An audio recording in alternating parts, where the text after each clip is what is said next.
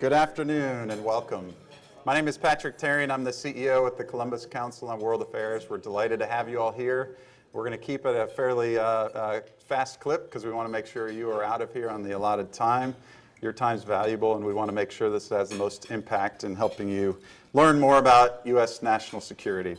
The 2018 National Defense Strategy Report identifies the major threats facing the United States. And topping the list is Russia and China's increasing competition for power, as well as the rogue nations of Iran and North Korea. You may have saw the recent article republished in the Dispatch from the Associated Press.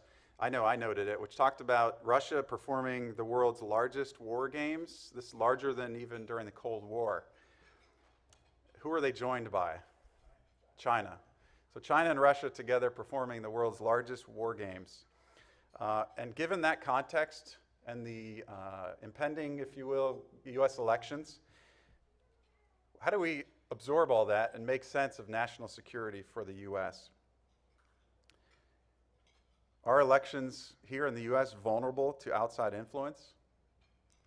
What's going to happen in North Korea this weekend when Secretary of State Pompeo goes there? What does the Russia-China relationship mean for the United States and the rest of the world? These are the questions we're going to talk about today. And Dr. Lori Murray is going to answer them, right? 1 year ago, Dr. Murray provided excellent insight into the state of national security in our evolving global community. And she did it here in Columbus. And afterwards, I had so many people say, she was so good, have her come back next year. So we're proud to have Dr. Murray back here to talk more about the current state of U.S. national security. Dr. Murray is an adjunct senior fellow at the Council on Foreign Relations. And prior to that role, she held the Distinguished National Security Chair of the U.S. Naval Academy. She is also President Emeritus of the World Affairs Councils of America, which is our national organization of 90-plus councils around the country. Dr. Murray was also special advisor to the President on the Chemical Weapons Convention during the Clinton administration. She's also former Assistant Director for Multilateral Affairs for the U.S. Arms Control and Disarmament Agency at the U.S. State Department. Dr. Murray also worked for almost a decade as a senior legislative aide on national security policy to Senator Nancy Kassenbaum. Ladies and gentlemen, please join me in welcoming Dr. Lori Esposito Murray.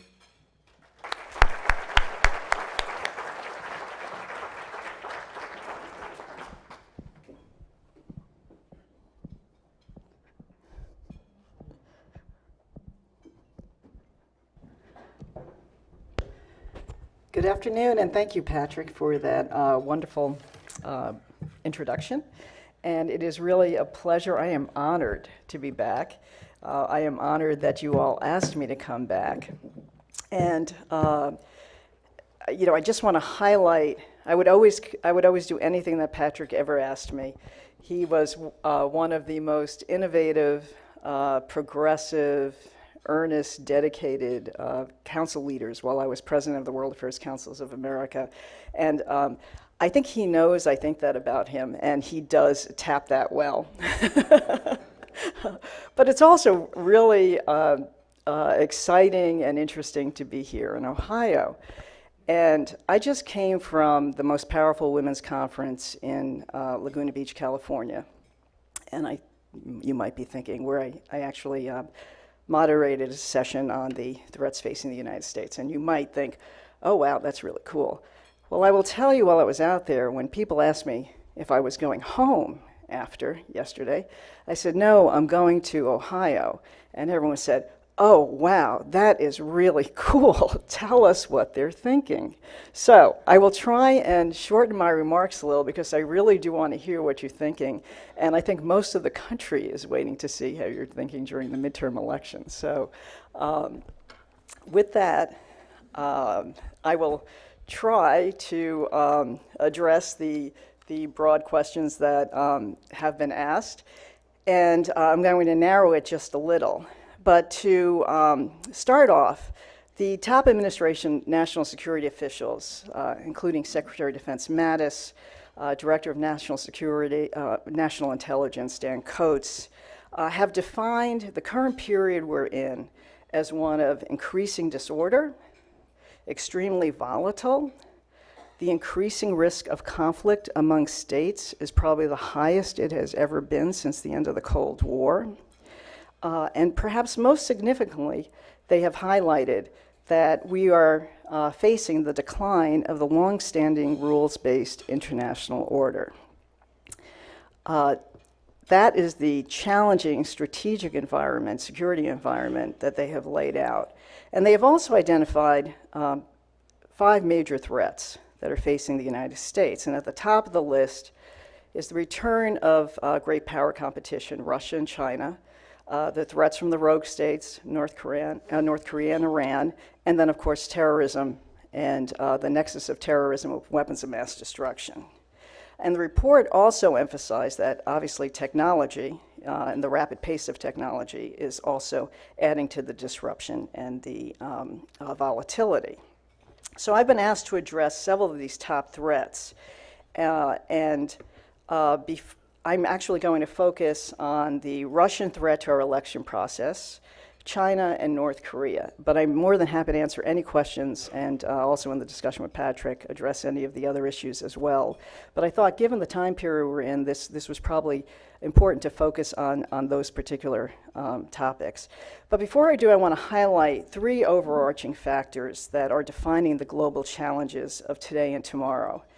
And the first is, so 3 strategic points I'd like to make. The first is that this global disorder did not begin with the election of Donald Trump. We are in a period of historic and tectonic shifts in the global order. And it's really due to 2 major events that happened simultaneously towards the end of the 20th century, in the 1990s. And one was the collapse of the Soviet Empire. A major empire collapsed.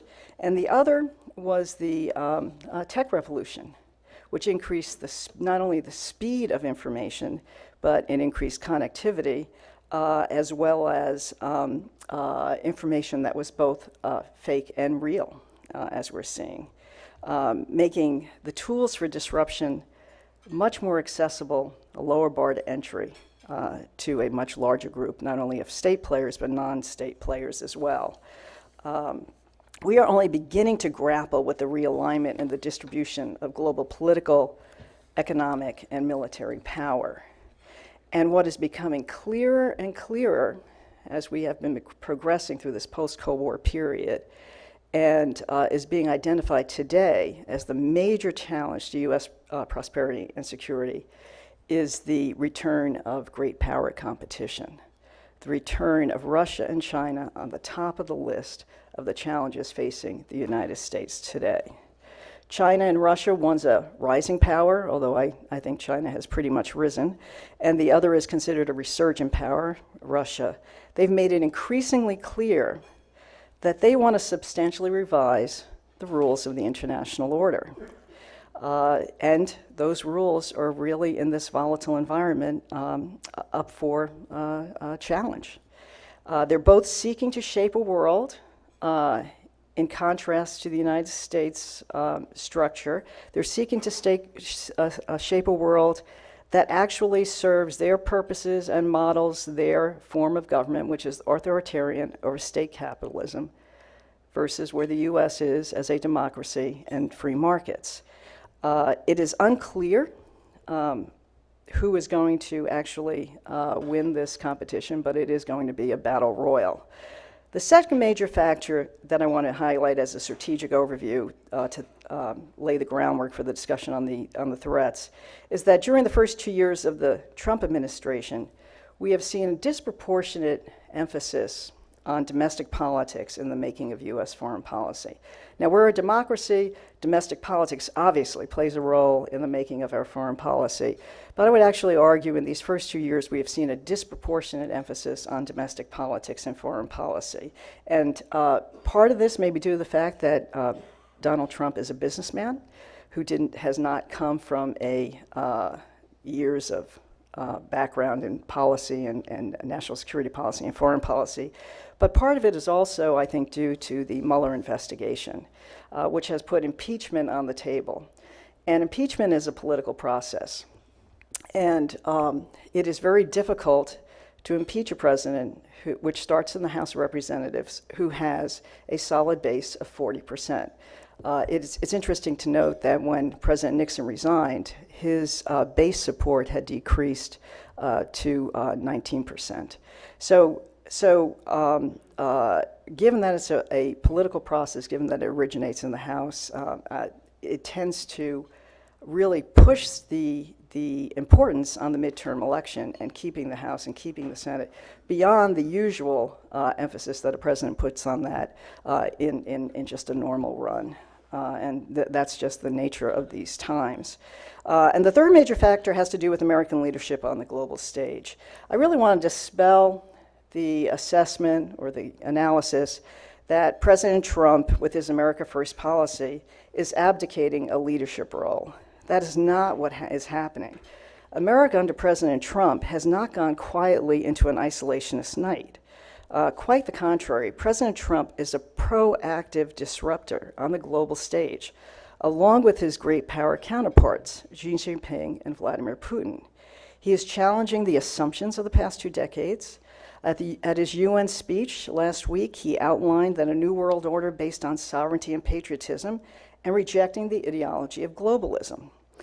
He is rewriting the rules of the world order, and he's upending the usual rules of diplomacy. The National Security Council process has really taken on a very different role, a coordinating process under President Trump. He is he is a president who very proudly says that he uses his gut and his instincts to make policy decisions. He has very little patience for the national security process, building a consensus and a formulation of ideas that percolate up to the national security principles. And he's also upending the rules of diplomacy. You've read about how few ambassadors we have and how he's not using the typical tools of the State Department, has very few appointments. And I think I describe it as we've moved to a policy of shock jock diplomacy, which is really where the president is actually conducting foreign policy via his Twitter account, and you've seen this over the past couple of years. What's fascinating as an analyst is that this is the most transparent view into the thinking of the president that we've ever had in the history of at least when I've been working in policy. On the other hand, it's also the most opaque, and I'll call it the most opaque, transparent administration. And it's opaque because you're getting the president's immediate thoughts, and you're getting no insight into actually how we are really pursuing those policies or what they're based on or any sort of deeper sense that you would get from press briefings in prior administrations in terms of how we're implementing those policies and what the reactions were to them. So having said that as backdrop, there are these top threats that I want to focus on is first Russia and the cyber challenge to the elections. So Putin is a master of 21st century disruption. He's clearly, and he has a strategic goal, and he's clearly stated his strategic goal. His strategic goal is restoring Greater Russia, securing its influence in the post-Soviet space, mainly in Europe, and redressing what he considers the victimization of Russia during this post-Cold War period where the U.S. was the sole superpower. And most of his grievances come with how the U.S. expanded NATO. Russia's economic power is sharply disadvantaged compared to the U.S. Its GDP is barely $2 trillion, and we have 19.5 trillion GDP. And this is a disadvantage that U.S. and European sanctions are only amplifying. Consequently, Putin is using the tools he has at hand to reassert Russia. And he has saber-rattled Russia back onto the world stage, modernizing his military, modernizing his nuclear capabilities, and using the tactics of threatening the use of nuclear weapons.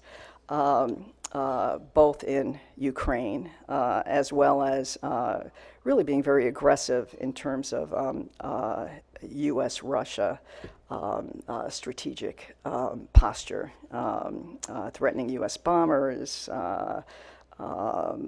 skimming U.S. battleships, things that you had seen in the Cold War. But he's also been extremely clever and aggressive and committed to using the new tools of technology, including cyber attacks on infrastructure and financial systems, information distortion on social media, and economic coercion. Russia, China, North Korea, and Iran pose the greatest threat to the U.S. in terms of cyber, and these threats are very formidable. Terrorist groups are also continuing to use cyber, and you saw this with ISIS. You may remember all the coverage of how ISIS was a technology genius organization in terms of terrorism, so much more advanced than Al-Qaeda. Well, Al-Qaeda really didn't have the same tools. ISIS would just use those tools for propaganda, recruitment. You saw thousands, tens of thousands of recruits going into Syria. But Russia is considered by many analysts as the most capable of our cyber adversaries that we face. And it's not only the adeptness with the tools, but it's also the willingness to use them aggressively, boldly, and innovatively.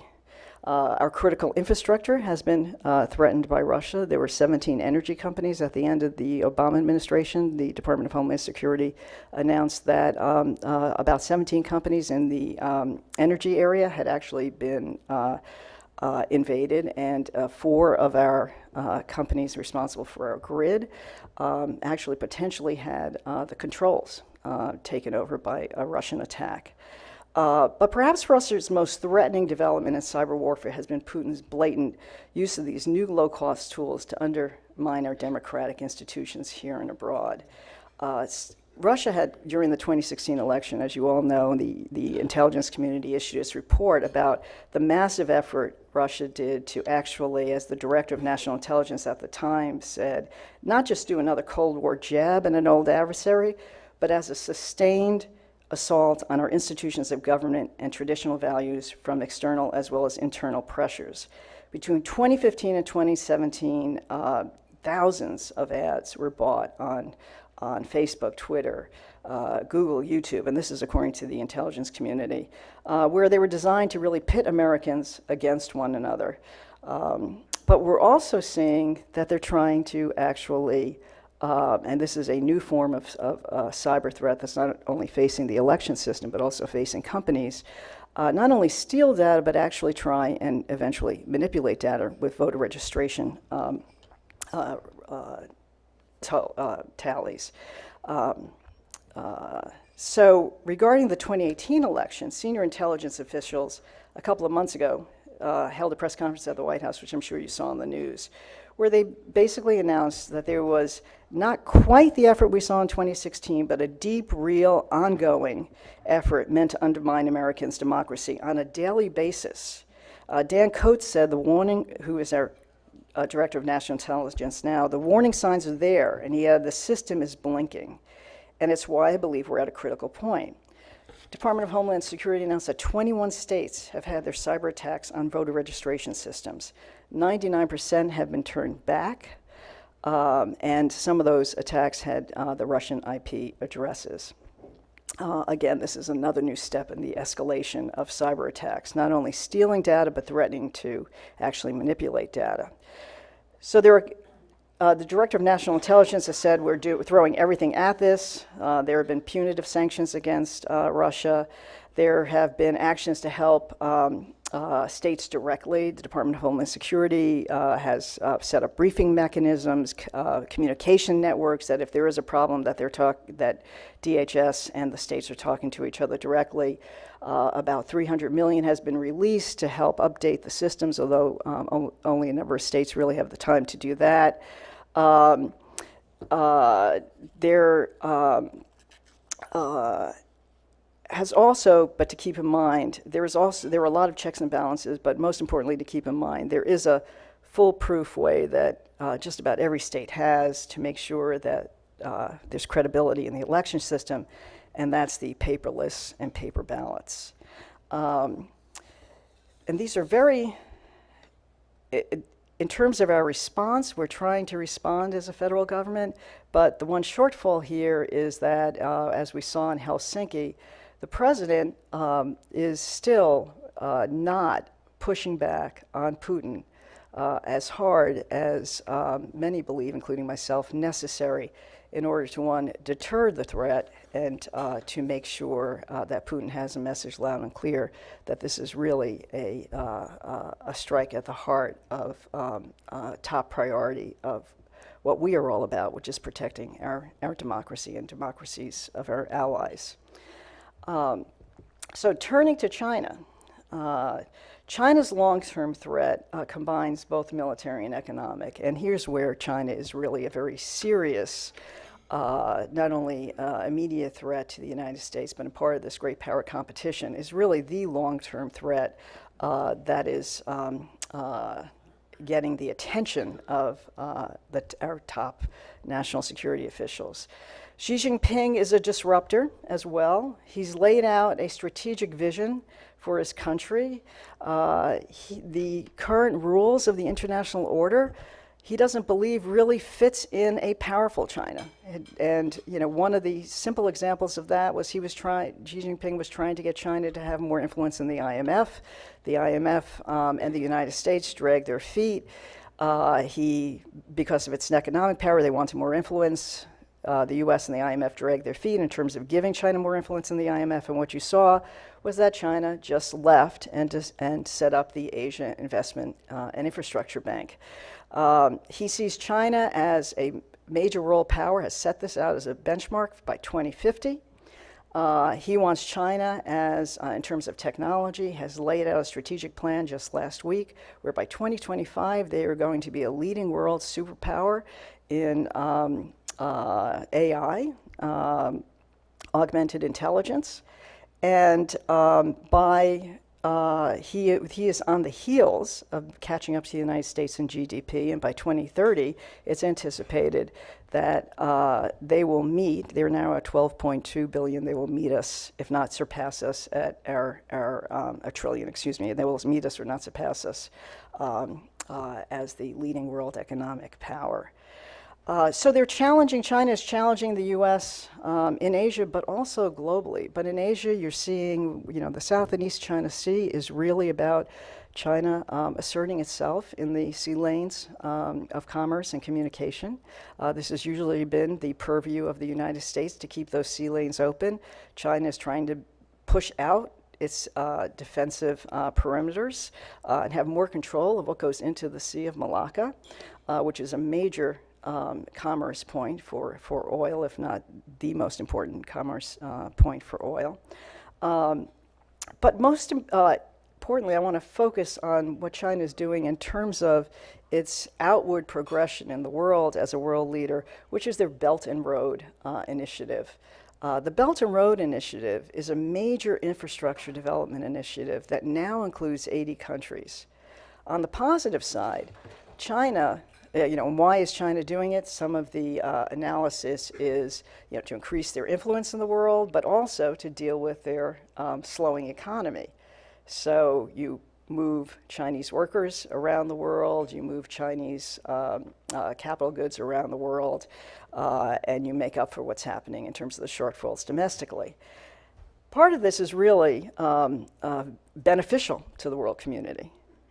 China is going into areas like Pakistan and the FATA region, where the terrorist hubs are in Pakistan, which is really not controlled by the federal government in Pakistan. Going into these areas, they're rebuilding the Silk Roads, the land roads, and the sea roads of the ancient Silk Roads. And they're going into areas that most development banks won't go into, or most development organizations can't go into because of security reasons, and just you can't get there. And they're rebuilding these roads, and you're going to actually be seeing development in areas, and many people believe that the real answer to the terrorist threat and extremism is economic development. And so on the one hand, China is actually moving in and filling this gap, which the US and the international organizations haven't been able to address.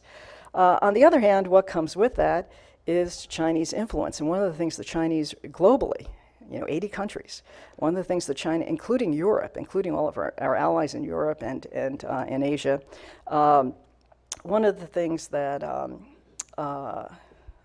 the US and India have tried to do is now set up, recently announced, President Trump recently announced that we're going to be doing, India is not a part of Belt and Road, our own development area. So, but one of the things the Chinese are doing is that if a country defaults on their loans to China in this infrastructure project, China takes over the infrastructure project. And so you see not only the political influence as a development aid, infrastructure aid, but also this real serious threat of major ports, major areas of commerce, roads, infrastructure in terms of energy being taken over by the Chinese government as if countries, particularly in the poorer areas, default on their loans to China.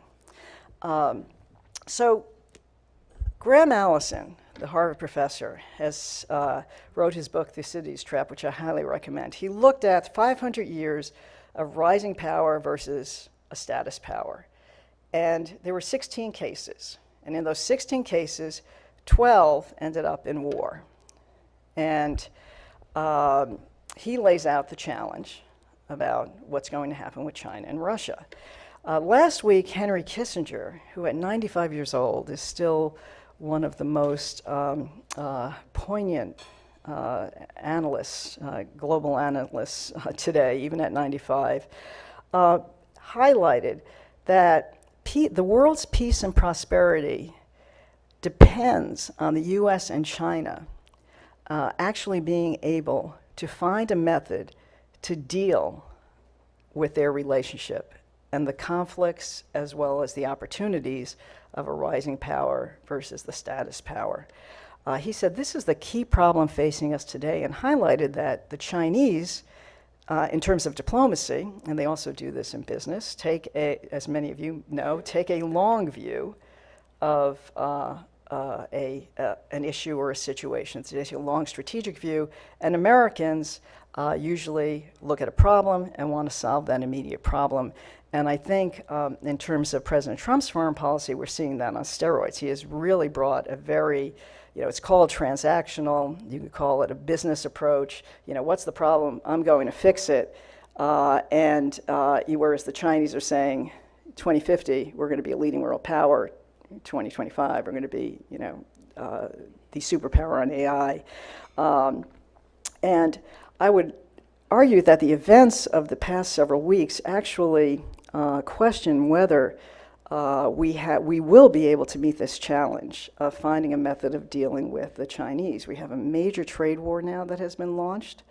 We have seen the Chinese response, which includes, quid pro quo, as many of you know, here in the Midwest, and I worked for the state of Kansas in the Senate for 10 years, retaliating back on farm communities and President Trump's base, to the point where President Trump said they're intervening in the elections. Quid pro quo on the trade side, although they don't have as many chips, since what they export is so much smaller than what they export to the U.S. is so much smaller than the imports they get. And so you're seeing the cancellation of Secretary Mattis's and Secretary Pompeo's trip to China. Just 2 days ago, you saw an almost clash of a U.S. and Chinese destroyer in the South China Sea, arguably because the Chinese destroyer was being more reckless than it should have, as it was aggressively trying to counter the U.S. presence there. You saw the Chinese government deny a port of call in Hong Kong for the U.S. Navy. And so it gets, without having to develop a method to deal with each other, and at the same time, we seem to be heading in a direction where the escalation of tensions seems to be going up and up. And it really raises a question of where we're going to be in that 550-year study of rising power and status power, which gets us to North Korea. And I think the most significant part of this tension with China who is also very cleverly, as Patrick was pointing out, both China and Russia are very cleverly working together and increasing their bonds of friendship in order to help design this new world order in their favor against the United States. And Putin just got the first ever friendship award from Xi Jinping in China just a couple of weeks ago. But the impact of this comes to North Korea and what China's role, which is extremely important, and what role they'll play at this really pivotal moment in North Korea. And North Korea is actually, it's to give President Trump his due.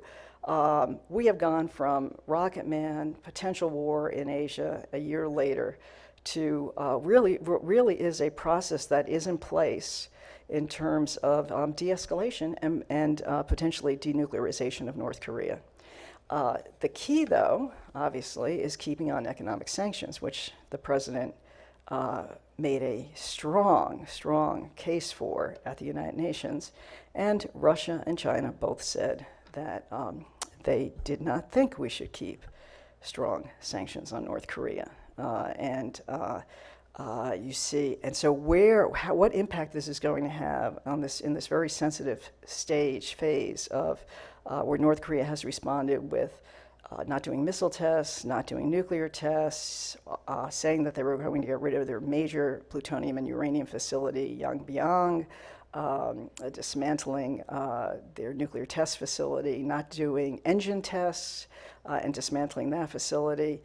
That's still a long way away from denuclearization, but it's a very sensitive point we're in right now in terms of the negotiations, and what's critical is keeping on those sanctions, and that plays into where are we, what's happening on the China front. In terms of grading the president, just very quickly to close, grading the president on the past 2 years and where do we go from here, I just wanted to share with you Pew Research Center does an annual global attitude survey, which is fabulous, and I've been reading it, I think, most of my career, and it just came out.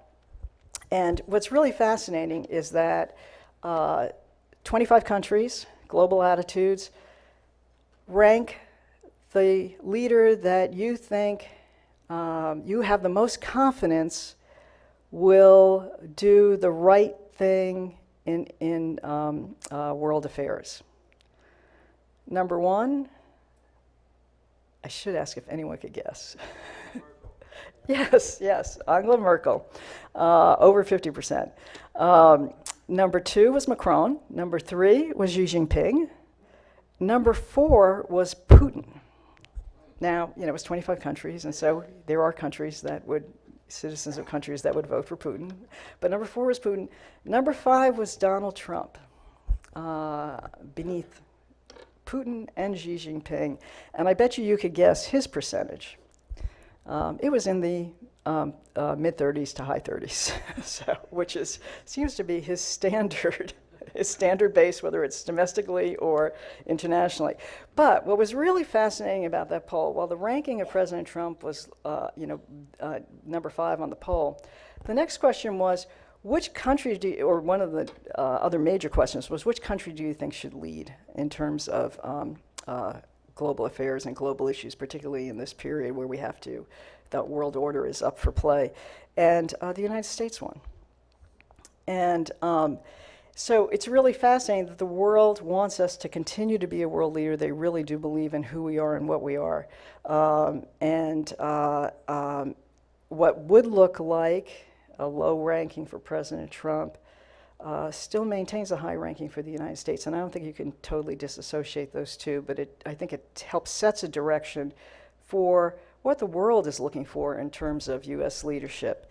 My own assessment, I think it really is, there are positives and negatives, and you have to, as I said, give the president his due on where he has had successes, one of which I really do believe is North Korea. And I also think that the only way you're going to get security in Asia is if your goal is denuclearization, and we could talk about that longer. We can talk about that during the Q&A if you want to pursue that more. But the president has also had success on his trade agreements, NAFTA, now it's the YMCA, it's the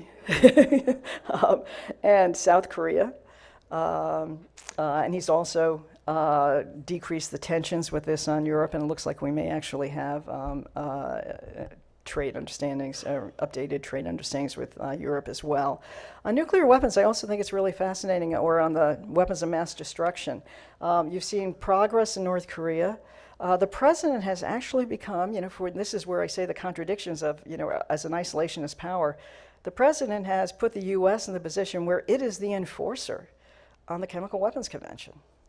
And we are really upholding that international norm and that very important international agreement with our two bombings of Syria because of their use, even with Russia supporting Syria. And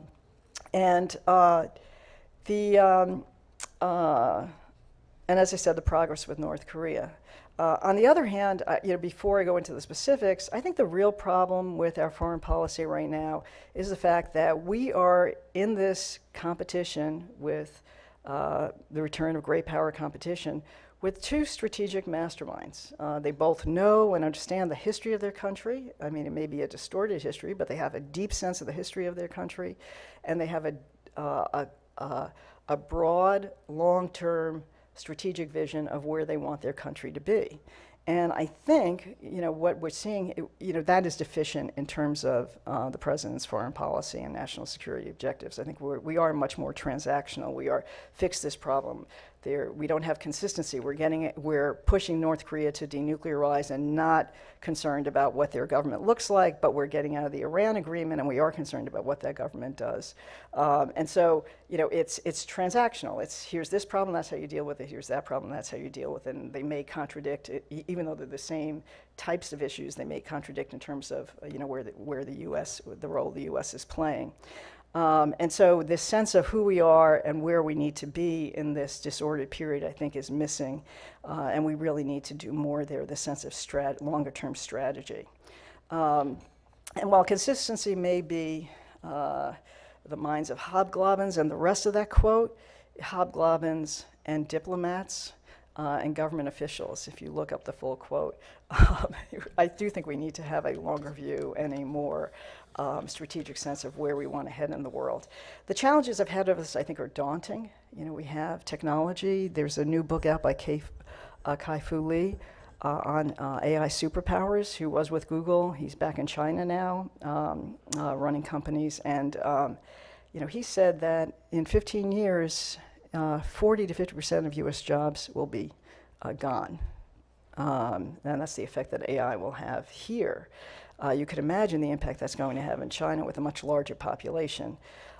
We have our nuclear weapons. We have gone down tens of thousands. We've gone from 70,000 nuclear weapons to 14,000 nuclear weapons. One of the key elements of that was our strategic arms control with Russia. New START is expiring in 2021. And we have that challenge. Where are we going, not only with strategic weapons, but where is arms control going, particularly in a world with a rising China that's modernizing its nuclear weapons? But I think the most concerning trend of the past 2 years is the steep sense of history of who we are and projecting that on the global stage. And this is reflected in why I think the global countries, the 25 countries, the citizens of the 25 countries still want us to lead. And that has a real deep sense of the values and who we are and what we are. And we've seen real contradictions in our policies. America isn't a country that should be seen in the world as separating children at borders, or you can sort of go down the list of, not pushing back on Putin, who's undermining democratic, our democratic values of individual freedoms, voting rights, really undermining the foundations of democracy, and particularly in those two areas, not really pushing back and projecting our values of human dignity, individual freedom, market economies around the world. I think it's very important to learn the leadership lessons as a historian of World War I and World War II. President Wilson actually had a stroke when he was trying to get the League of Nations through the Senate, and was not involved or leading the American public or the Senate in that debate. And America's isolationist tendencies its populist tendencies for isolationism, which I don't think is a bad thing, actually caused that a bad thing in and of itself, because I think it's constrained our power. Our power. We didn't become an empire, but at that time, there was no real leadership, and the League of Nations failed. World War II happened, and the opposite example is President Truman, who, dealing with a war-weary America, Americans were happy to have the boys home, saw this growing threat of the Stalin and the Soviet Union, and he took it upon himself, made the decision to actually lead, to actually explain to the American public what was happening and why we couldn't decrease defense budgets. And it took a tremendous amount of time, it took a tremendous amount of energy. He worked with Congress, he worked with a bipartisan Congress, and he helped create the international systems and rules that now very much have played a direct and front and center role in the growth and prosperity of the United States during the Cold War and after. So, on that note, which I have a feeling Patrick might think I took too long, I will leave it all of you to take it from there. Thank you. Please, please. Forgot I was connected. You took just the right amount. Okay. One of the things we always try to do, and I'll have that as our opening question, and at the same time encourage everyone to look in the middle of the table. Once you filled out the membership envelope, then you can look at the note cards that are here for questions and answers, and we really want those to be a part of the discussion. Our team will bring it up as you go. Just go like this, and someone will come by and pick those up. But let me bring it locally, because we talked about, we're in Ohio. You worked in Kansas. Many of our worlds are right here every day. We're thinking about here, here, here. And so we're talking about and reading about China, North Korea, Russia, what is it? The belt? Belted road. Belt. Belted end road. Belted? Belt, B-E-L-T. And then what? End road. End road. Okay. Going through parts of the world that are far off. Why should we care about it here, is my question. And I'm glad so many of you are here, especially some of our friends in security and law enforcement. We got folks here from the Ohio National Guard, Columbus Police, who see the local global connections and are here to learn from you. But as citizens in Ohio, why should we care? We got enough problems right here in our own country, in our own state, in our own households. Why should we care about this stuff? Before I answer that, when you mentioned Belt and Road, I think I should say, just to add more perspective on this, I hope I did not present Russia and China as these amazing, error-free, powerful countries. I think one of the insights into how no one really gets it all right was the first Belt and Road Forum was called the Belt and Road Forum, and the Chinese used the acronym, and then they decided not to use forum anymore. So, but BRF? BARF. BARF. I could see why they, that translates into most languages to not be a good thing. So why should you care? Why should we care, Lori? Well, I think it's, while domestic politics, I think, has played a large role.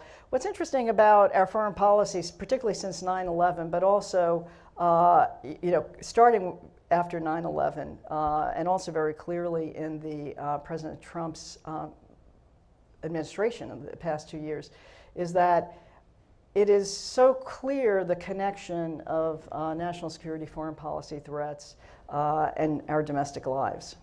I say that with, obviously, after 9/11, the fact that the major threat up until this year, when we talk about the competition of great power competition, the major threat was seen as, and continues to be on the top list, terrorism. Terrorism, the nexus of nuclear weapons, and our entire buildup of security apparatuses, Department of Homeland Security, what happens overseas is connected to what's happening in our country, and the threat of ISIS actually using these new technology tools to recruit lone wolves. That happened after 9/11. What you're seeing very clearly with the president and his policies is trade, immigration. These are all issues that directly affect your lives, your businesses, our economy. Direct impact. This is not. If you've ever had any question about foreign policy issues affecting how they affect your lives, it's really clear and front and center in the priorities that the president has set out in his national strategy and America First, the way he defines it. So the interconnection there, if there was any question, is really front and center, and there's no way to get around it. You have to deal with these issues, and the question is, how do you deal with these issues? And of course, right now, the argument is trade wars. Do you do tariffs or don't you do tariffs? Is it harmful or isn't it harmful? And where are we heading? And we're watching this escalation with China, where we're heading. But I will tell you that what's fascinating about the Chinese president's policy on China is that the debate is on tariffs. I haven't heard a single economic analyst or top-level business person, whether it's Gary Cohn, or complaining about the fact that we have a China problem. That China, in terms of stealing intellectual property, China requiring R&D, which our businesses, obviously when they wanted to go into China, let them put that on the table and accepted it as a way of entry into their markets. And so these are, no one's arguing that there's not a China problem. The argument is actually how to deal with it. Thank you. We've got lots of questions. I'll start in with one related to China, but a different part of the world. How do you think that the United States should or will, if at all, react to China's influence in Africa, especially given that it is essentially giving, quote, no strings attached, end quote, funding to African governments? You're actually seeing that happen on the public relations side with Melania Trump's trip to Africa. Her first trip overseas, her first trip alone as First Lady, and that's really significant. And the countries that she chose in Africa to go to, being very carefully chosen as the ones that President Trump wants to make sure we have a strong relationship with, and also wants to show that if you have a good relationship with the United States, you get a visit by the First Lady and you get to be highlighted. So one, on the public relations side, actually paying attention to China and sending the First Lady on her first trip overseas. The second is India and the U.S. have just announced as I mentioned, an investment fund. They set up an investment fund to actually counter the Belt and Road. It will be interesting to see how much money actually goes into that. And whether it really takes off, but to actually directly try and counter it with a separate fund, because India has also stayed out of the, is the only, other than the U.S., one of the only major countries to stay out of participating in the Belt and Road, and of course the U.S. is the major country that doesn't participate in the AIIB, the Investment and Infrastructure Bank. Ready for your next question? Yeah. Okay. Sticking to China, but going to a different part, can you comment on U.S. or Chinese willingness to engage in hostilities in the South China Sea? Willingness. Is there willingness? Yeah, or so willingness. Instead of using willingness, I think what you're seeing is a determination. And it's a focus point. It's becoming a microcosm of this. It's becoming a microcosm of the much larger issue of who actually controls the sea lanes, who actually gets to control the area outside. China complains it doesn't have a defense perimeter, and other countries have a defense perimeter. Is that valid? And you've actually had the court in The Hague say that China's claim on these islands is not legitimate. and they've just ignored the international court and have been dealing with this on bilateral basis, trying to offer goodies to their neighbors in order to accept them having control of these islands, including working with the Philippines. And you've seen Duterte actually lean more towards China. But it is a tension point, and it is a focal point for this larger issue of a rising and a status power, and who are going to control those sea lanes, and who are going to protect them. And it's very important for the future of commerce and the global economy. Next question. How can we repair our image and re-legitimize the United States in the eyes of other nations? Well, so that's what I think is so fascinating about the Pew poll. We actually still have a very good reputation. We are the country that people really still believe in who and what we are: a democracy, free market economies, opportunity. You come here, you're not trapped by where status in a society of where you were born, and there's mobility. I mean, that's still seen as.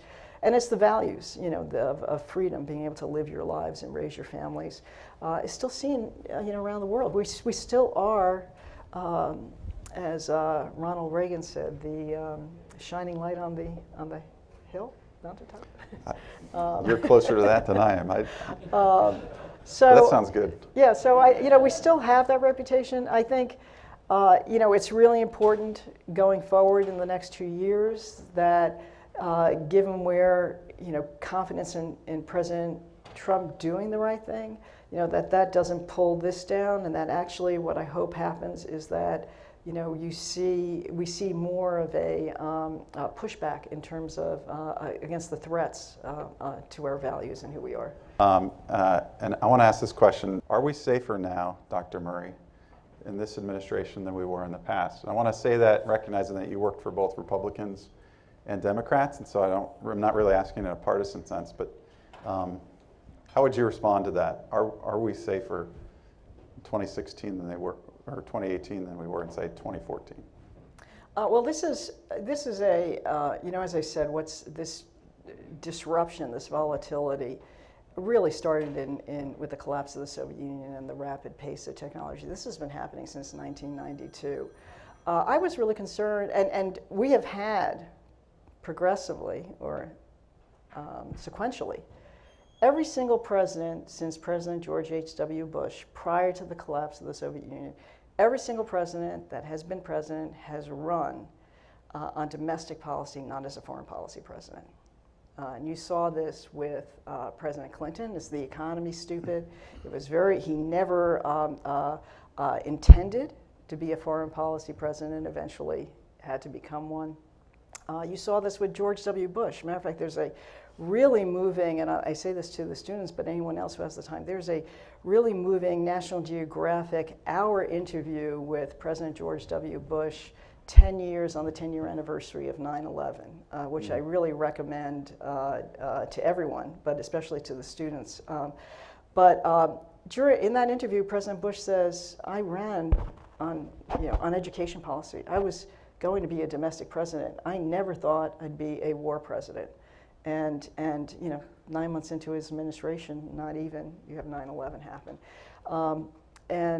You saw this with President Obama. I remember listening, I was at the Capitol, I was actually at the Canadian Embassy for the second inauguration, standing on their rooftop, which is right by the Capitol, listening to the inaugural address. There were 2 lines in the inaugural address on foreign policy. And the 2 lines on foreign policy in his second inaugural address were, we're getting out of Afghanistan. And I remember being very concerned. That's just 1 line. Well, I forgot. I mean, he had 2 sentences. I just want I didn't want to holding me accountable. Yeah. No, and I didn't want to cheat him of his second sentence, so there were 2 sentences. I was very concerned during the 8 years of the Obama administration that we were really abdicating, all the words you're hearing now, abdicating our leadership role on the world stage. And there are infamous quotes now from President Obama's administration that we're leading from behind when we were doing the Libya raid. one of the most interesting things that I think President Obama said about foreign policy was in his closeout foreign policy interview with Jeffrey Goldberg of The Atlantic. He was asked, what was one of the most important things you learned as president? And he said, the most important thing I learned as president was that if the U.S. doesn't lead, nothing gets done.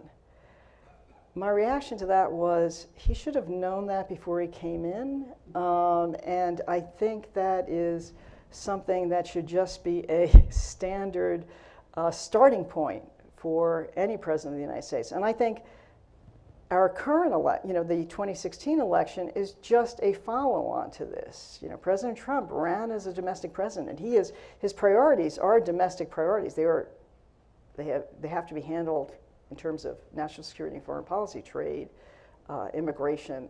But President Trump really ran as a domestic president. He ran against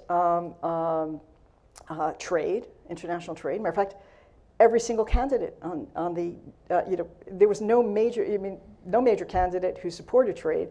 And in the final two, you had no one talking about what the advantages of global trade were to the United States. And so we've had very, progressively, sequentially, very isolationist with, withdrawing from the leadership role on the world stage. So I probably would have given, different examples. I probably would have given a very similar speech and would have been very impassioned about the importance of U.S. leadership anytime during the 8 years of the Obama administration. So I don't think, my speech theme would have been the same, the passion would have been the same, the examples might have been a little different, and the concerns might have been a little different. As we close our time here, I'm thinking to myself, would you be willing to take a look at these on the way to the airport, these questions, and if there's resources that we can provide the audience on the questions, provide them to me, and I'll include them in an email to the audience here, because we don't have enough time to address all the questions, but we want to do our best to do that. We'll also include the suggestion on the 10-year anniversary speech of it's President National Bush. Geographic. All you have to do is Google National Geographic, President George W. We'll Google it and 9/11 find interview. it, and we'll get it to you. If we don't have your email, let us know. No, you could actually just get it on your laptops. Just Google it Just yourself. do it right now. Yeah. Just get it done. Lori, in 30 seconds, if this room were full of our Global Scholars Diploma students, and there's some high school students still here, and you only had 1 minute, because after that they need to check their phone or do something else, what would you tell them about national security? The most important thing is your citizenship role, and I say this to the entire audience, but I especially say it to young people. It is very important to, you cannot escape the impact of what's happening in the world on your lives, and it's very important that you stay informed, and it's also very important that you vote. It's our democracy, when we talk about outside threats to our democracy, using these sophisticated, low bar, very low cost tools to undermine our institutions. What's the fundamental threat to our democracy is citizens being informed and utilizing the biggest tool, the most important tool of democracy, which is your right to vote. We stop doing that, we're going to actually accomplish the goals that foreign governments are trying to accomplish, the goals for ourselves, what foreign governments are trying to achieve. Wow. We'll include in the link how to register to vote if you haven't. Ladies and gentlemen, please thank Dr. Murray. Thank you. Look